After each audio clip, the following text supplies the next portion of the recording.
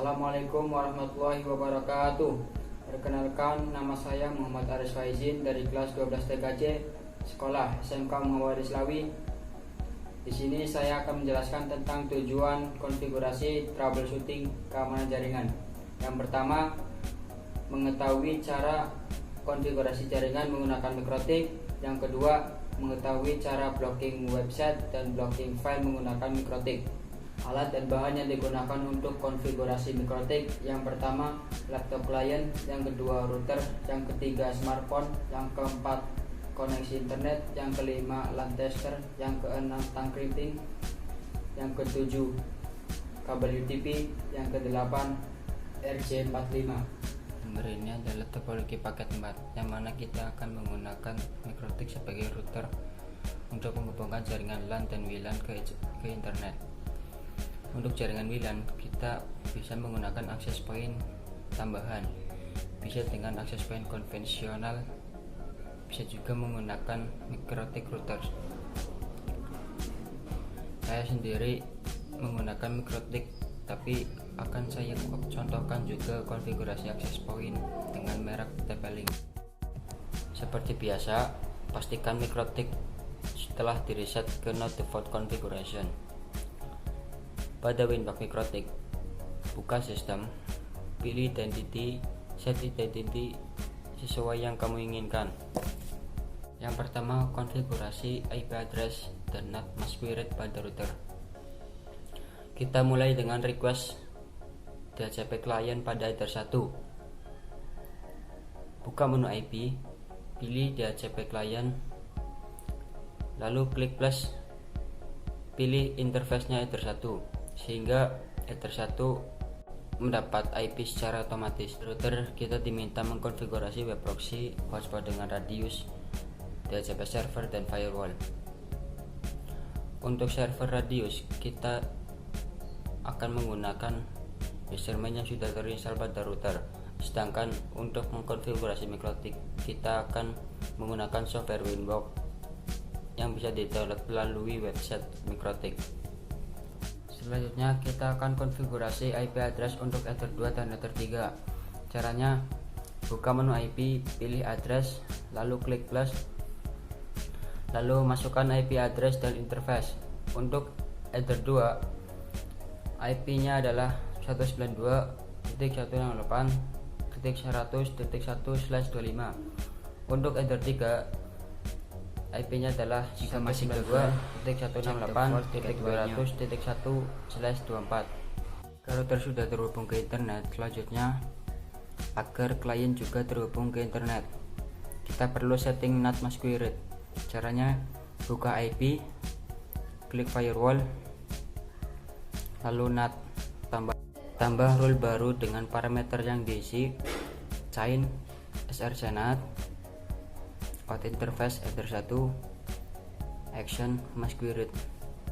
Setelah itu, kita juga perlu mengaktifkan web proxy. Caranya, buka menu IP, klik web proxy, checklist opsi enable, port biarkan 8080, checklist juga pada anonymous supaya bisa digunakan tanpa login.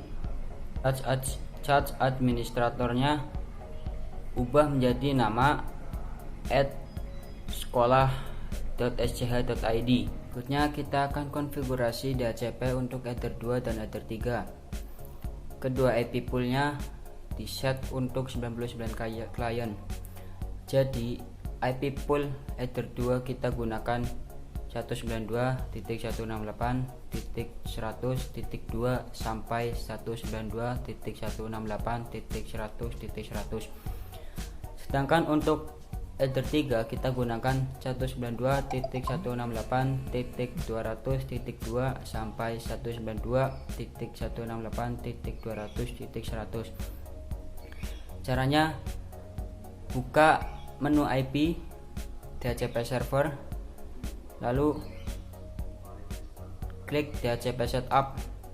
Kita mulai dari header 2. Biarkan parameternya default, kecuali pada address to give out-nya sesuai IP header 2 tersebut. Lakukan hal serupa untuk konfigurasi DHCP server pada Ether 3.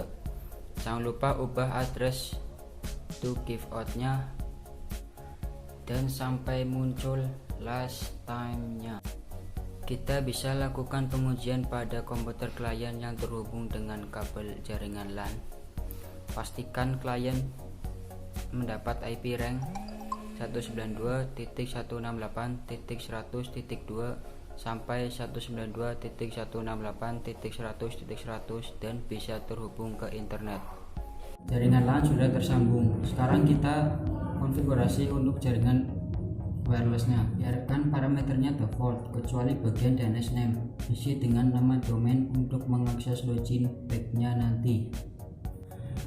Selanjutnya buka menu IP, lalu hotspot, klik hotspot setup, lalu setting hotspot untuk interface Ether 3. Sekarang kita sudah punya hotspot server untuk Ether 3 yang nantinya akan diteruskan oleh access point. Jika sudah tahu tipe dan versi perangkat Mikrotik kita, sekarang kita download package user manager di website Mikrotik. Jika sudah di-download, ekstrak filenya lalu upload file tersebut ke Mikrotik menggunakan FTP. Setelah itu report Mikrotik untuk menginstal package-nya. Caranya pilih sistem lalu report. Selanjutnya instalasi user manager Mikrotik. Caranya buka menu sistem lalu package. Jika di situ tidak ada package user manager, berarti belum diinstal dan kita harus menginstalnya. Akses Mikrotik kembali setelah selesai report. Cek di sistem lalu package. Pastikan sudah terinstall package user managernya. Selanjutnya konfigurasi radius untuk hotspot Mikrotik. Buka menu radius, klik icon plus di tab general. Pada bagian service, checklist hotspot. Pada bagian address, isi dengan alamat IP server radius.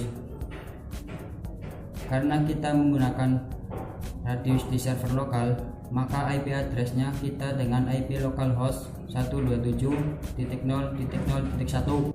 Kemudian pada menu IP, pilih hotspot, pilih server profile, edit user profile yang kita gunakan, pilih tab radius, lalu checklist use radius. Masih di menu radius, klik tombol incoming, checklist opsi accept. Demikian sistematika yang bisa saya jelaskan, kurang lebihnya mohon maaf. Assalamualaikum warahmatullahi wabarakatuh.